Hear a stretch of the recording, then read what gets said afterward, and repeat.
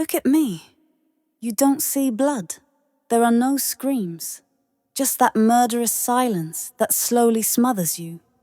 You try to speak, and your voice comes back like an echo in a desert. This is how you vanish.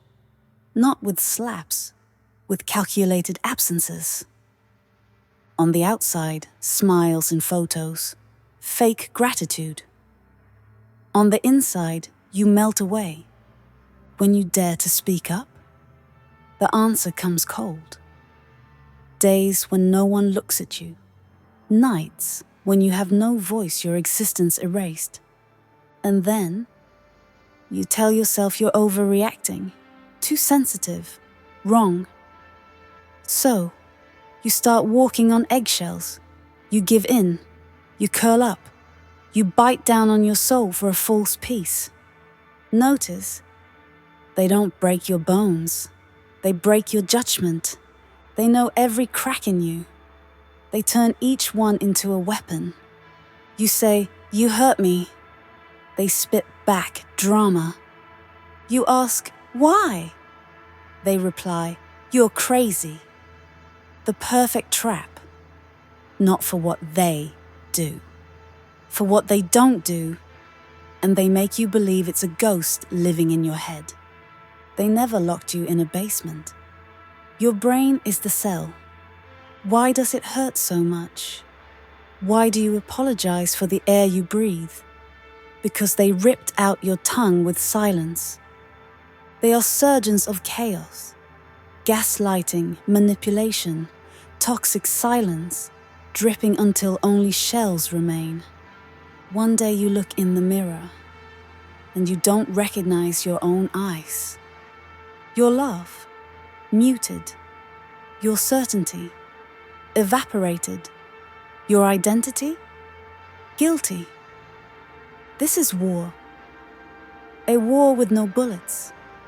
A war with no shouts. A war that eats away your humanity to the bone. But today, you crack the code. I'm going to show you the 6 invisible weapons that broke you. When you recognize each one, your pain will make sense. Your madness will have a name. Your wounds will yell the truth. Because they never needed fists. Their silence was the knife. But now, your eyes have woken up. And no one silences an army that has awakened. This is going to hurt, but it will free you. Let's go. Technique 1. The silence that strangles the air. Imagine waking up next to the person you love. The warmth in the bed is still there.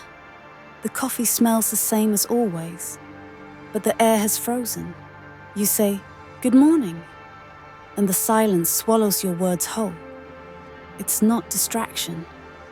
It's not tiredness. It's calculated punishment.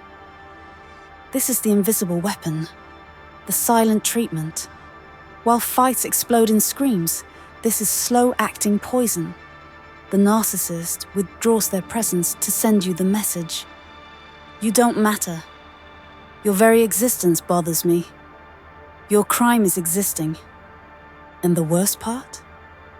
They never say why. Your brain goes into collapse.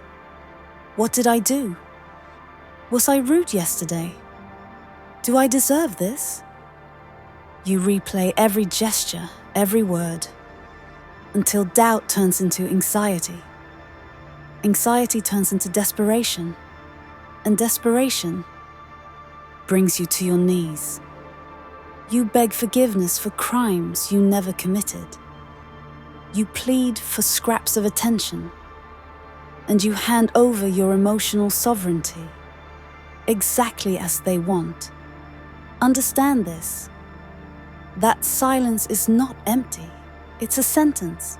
Your sanity depends on my voice. And I can shut it off whenever I want. Trauma psychologists confirm this destroys more than shouting ever could. Because you can't argue with a void. You can't prove your logic to thin air. All that's left is you. and the echo of your poisoned questions. Did I overreact? Maybe he's just stressed. Am I the monster here? This mental self-cannibalism erodes your ground. You start walking on glass. You monitor every breath, and you force yourself not to feel. But the knife twists. Sometimes the silence comes for no reason. In the middle of a perfect dinner, during a warm embrace, suddenly, the wall, it keeps you on constant alert. You live bracing for ghosts, paralyzed by the fear of the next freeze, dying to avoid rejection. And the narcissist, they watch. They time your despair. They note every swallowed tear. Because when you finally break, they come back as if nothing ever happened. No apologies, no explanations, just a casual "good morning." And your intoxicated brain translates it as "he loves me again." No, love. This is emotional Stockholm Syndrome. Your relief isn't love. It's the end of torture. How do you break the cycle? First, recognize the abuse. Silent punishment is not healthy. It's sadistic control. Second, don't play the game. Stopping the chase is revolution. Don't beg. Don't justify. Your peace is not a bargaining chip. Third, take back your ground. Go to therapy, write, scream into a pillow. Relearn this truth. Your worth doesn't depend on someone else's crumbs. And keep this truth sharp like a blade.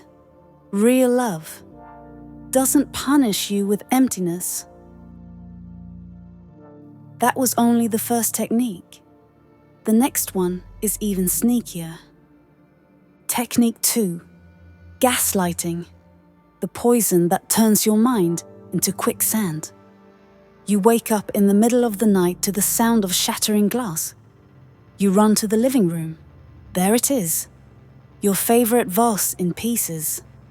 You ask your partner, "What happened?" He turns with a calm smile. "What vase, love?" You press on. "The one that was right here."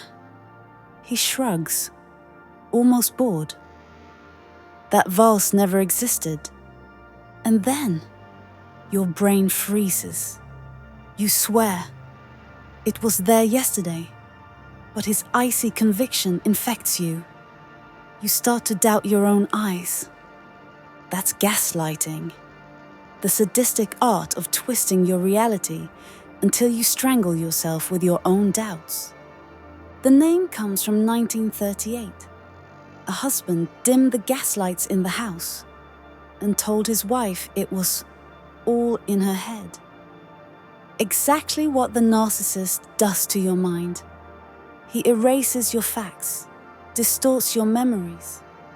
And when you protest, he smiles and says you're imagining things. The prison phrases. "You're too sensitive." "That never happened." "You twist everything." "You're exaggerating." Again. Repeated like mantras, your perception turns to dust. You start asking yourself, did I get it wrong? Am I emotionally unstable? Did I deserve this? No, this is a poaching of your sanity. While silence suffocates you, gaslighting eats away at your mental roots. You censor yourself. Better not say anything. They'll think I'm crazy. You swallow your emotions. You betray your intuition because you lost faith in the only safe ground, yourself. And the narcissist? He gnaws at your story. You recall a clear offense. He throws back. You started it. You made that up. I'm the one who should be hurt. Until you unlearn how to trust your own eyes. But the cruelest strike comes disguised as love. I say this because I love you. Trust me, not your feelings. Only I understand your confusion. Lies dressed as protection. He builds a cell out of your doubts and convinces you it's a shelter. How do you survive this maze? First, document everything. Write down dates, phrases, situations. When reality shakes, your notes will be your anchor. Second, seek witnesses. Tell someone outside the cult. Someone who will say, "No, you're not crazy." Third, therapy is a trench. Rebuilding your inner compass requires psychological warfare. And keep this silver bullet close. If someone makes you doubt your own pain, the problem was never your perception. It was the hand that planted fog in your mind. Your pain is real. Your instinct is valid. Your memory is not the enemy. But there's more. The next technique is the queen of invisible traps. Technique 4, projection. The dirty mirror, where he spits and calls it your face. You find sticky messages on his phone. Your voice trembles as you ask, "What's this?" He devours you with his eyes. "Snooping through my phone? How sick are you?" Suddenly, the betrayal disappears. Your discovery becomes proof of your toxicity. You're the one on trial now. That's projection. The rotten art of spitting his shame on your mirror. The mechanism is filthy, everything he is. A liar, unfaithful, cruel. He hurls at you as an accusation. He cheats. He calls you the adulterer. He disappears. He says you're the distant one. He hates. He screams that you hate. Why? Because a narcissist can't stand seeing the monster in the mirror. So, he dumps his moral vomit on you. And if you're already weakened, you swallow the guilt. You start asking yourself, am I paranoid? Am I really too insecure? Did I deserve this suspicion? Exactly what he wants. Your confused mind is the perfect soil for gaslights to grow. Even his concerns are weapons. Why are you so cold? Are you cheating? While he freezes the relationship. What are you hiding? While he deletes conversations. See the black magic? He steals your legitimate feelings and throws them back at you as your flaws.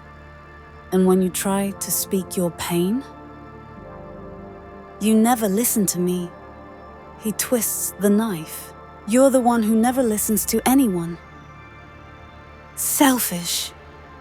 It's always about you. And just like that, your right to feel hurt becomes proof of your selfishness. It's a game of twisted mirrors. He shows you his rot and claims it's your reflection. And it works because guilty equals obedient. Confused equals controllable. Broken equals servant. How do you destroy this factory of guilt? First, spot the low blow. If every argument turns into being about your flaws, that's pure projection. Second, don't react in the heat. When he accuses you of his crime, breathe. Write it down. Wait. The truth shows itself in repeated patterns. Third, dig up your emotional memory. Reread messages. Reconstruct facts. Writing is exhuming your own truth. And keep this blade close. Guilt belongs to the one who sinned. If they dump dead weight on your back, return it with the owner's tag, cutting pause. But brace your heart. The next technique is where your soul begins to be erased. Technique 5. Devaluation. The slow murder of the woman he loved. In the beginning, ecstasy. He looked at you like a rare find. You're one of a kind. No one's ever seen you like I do. With you, it's forever. And you, finally seen, bloomed like a desert after rain, until the petals start falling. The compliments turn into serrated knives. You used to take better care of yourself. My ex kept the house cleaner. You're different. You're not you anymore. Suddenly, the goddess becomes a flaw. That's devaluation. The stage where he erases the masterpiece he himself painted. Why? Because a narcissist doesn't love. He owns. And once he has you, he must dim your light to control your ashes. His weapons? Disgusted looks when you laugh. Silence after you hug him. Comparisons like so-and-so is ambiguous lines. I'm not sure I feel the same. All calculated. So you start asking, where did I go wrong? When did I lose my worth? L-I-E. You didn't change. He turned off the light. And then you strip yourself trying to rescue that woman. Heavier makeup, longer silences, scraps of approval, while he praises other women to your face, disappears for days, returns as if nothing was stolen. You justify, if I'm patient, if I dress better, if I become who I was before. Stop. That before woman, she never existed. She was a character, and now the play's over. How do you survive the erasure? First, accept the farce. Someone who replaces you with criticism never valued you, they only collected. Second, don't chase the ghost. The man from the beginning was a hunter. The one who belittles you, that's the real him. Third, watch the patterns, not the words. Praises you in public, stabs you in private. Your wins become nothing. Your mistakes become everything. Only smiles when you're crawling. That is not love. It's interrogation technique. And keep this ember whoever makes you feel small. Is afraid of your true size.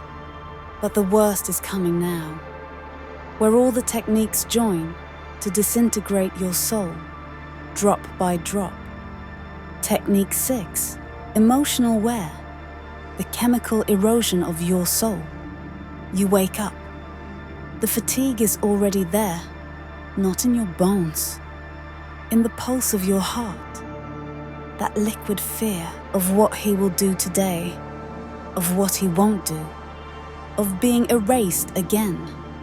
This is emotional wear, poison of continuous use. At first you justify it. He had a tough day, just a rough phase. Everyone makes mistakes. Until you realize instability is the system. He explodes, disappears, comes back as if nothing happened. You try to defend yourself. He spits, dramatic, exaggerated, crazy. And then you start walking on crushed glass, replaying every word, every look, every breath. Because everything can be the spark. His silence, a cell of ice. His indifference, a dull cleaver. Day after day, your light turns grey. The poison questions, am I unbearable? Would anyone put up with me? Is he right? Until you apologize for existing. Go silent to not hurt. Bend yourself to not break. And he knows. That was the plan. Turn your love into chronic fear. Fear of angering. Fear of losing. Fear of not being the ghost he created. Signs of collapse. Crying in the shower becomes routine. Your laughter has an expiration date. Your body is a stretched wire. Healthy silence is dead. Emotional wear doesn't scream. ITEATS, like acid, dissolves your certainty, corrodes your voice, melts your boundary. And when you're almost fire, he reappears with golden bait. I'll change. You're my life. Shall we start over? Don't fall. It's a thermal trap. The cycle will start again. Deeper, more cruel. How to escape this emotional landmine? First, recognize the guilt factory. If living became a synonym for walking on embers, this is torture, not difficult love. Second, listen to your collapse. When your body screams existential fatigue, it's an alarm, not a flaw. Third, cut the thread of false hope. His promises are hallucinogens. They only prolong the agony. And the harshest truth, no one dies of love. They die of wear. But hear my scream now. Your fatigue is choked rebellion. Your silence is a trapped scream. Your exhaustion is blood begging to escape.